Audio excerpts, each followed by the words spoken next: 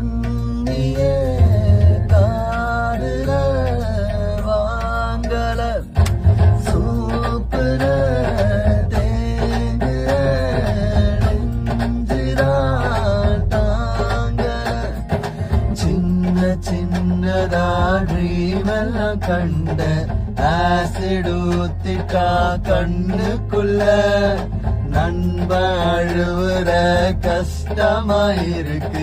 கொஞ்சம் கூட அவ வர்த்தே இல்ல தேனூறு